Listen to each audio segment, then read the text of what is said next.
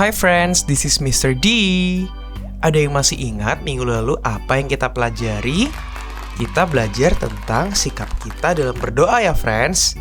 Yuk sama-sama review dulu pertanyaan katekismus ke-39. Dengan sikap bagaimana kita harus berdoa?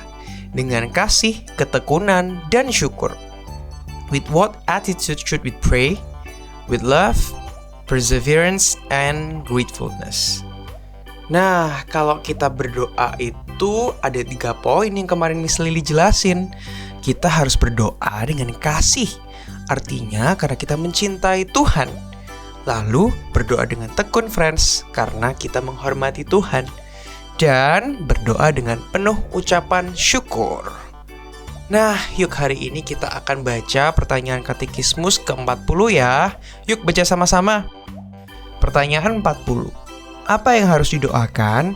Seluruh firman Allah mengharuskan dan menginspirasi kita kepada yang harus didoakan, termasuk doa yang diajarkan oleh Yesus sendiri. What should we pray? The whole word of God directs us in what we should pray.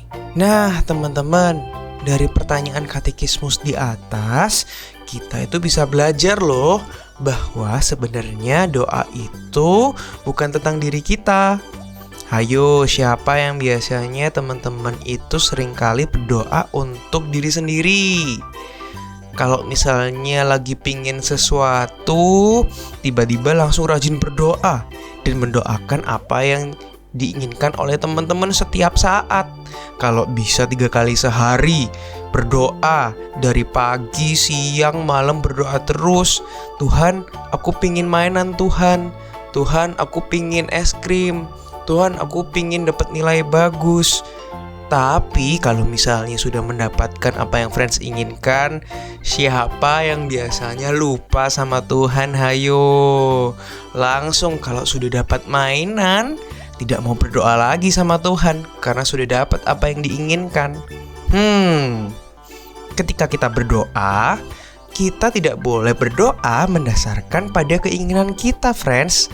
Tapi kita harus mendasarkan doa kita kepada Alkitab ya. Kenapa? Karena Alkitab itu seperti tempat penyimpanan obat. Hayo, di sini siapa yang pernah sakit? Kalau sakit harus minum obat dong.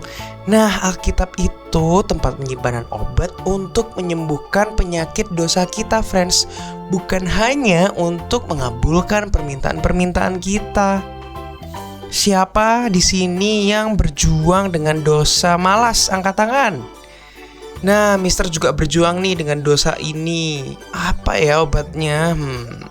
Apakah obatnya kita tidak boleh malas, friends? No ya, friends. Obatnya adalah kita harus berdoa sesuai dengan firman Tuhan supaya kita tidak malas.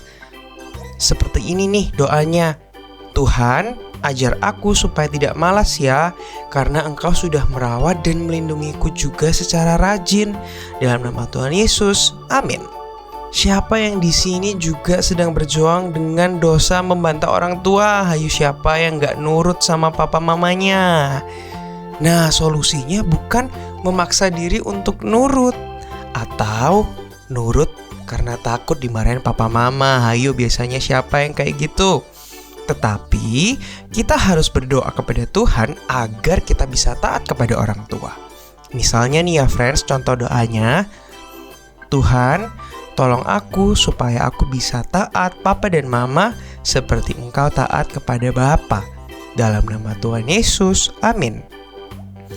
Melalui berdoa, kita bisa mengobati dosa-dosa kita dan keinginan kita terhadap hal-hal yang selain Tuhan. Penyakit tersebut tidak bisa disembuhkan dengan kekuatan kita sendiri, tetapi hanya bisa disembuhkan melalui doa. dengan dasar Alkitab. Hari ini kita belajar tentang apa yang seharusnya kita doakan ya friends. Bahwa yang kita doakan seharusnya adalah firman Allah. Yuk kita ulang pertanyaan katekismus hari ini. Pertanyaan 40. Apa yang harus didoakan? Seluruh firman Allah mengharuskan dan menginspirasi kita kepada yang harus didoakan, termasuk doa yang diajarkan oleh Yesus sendiri. What should we pray? The whole word of God directs us in what we should pray. Nah, sampai sini dulu ya, friends. Bye. Have a nice weekend.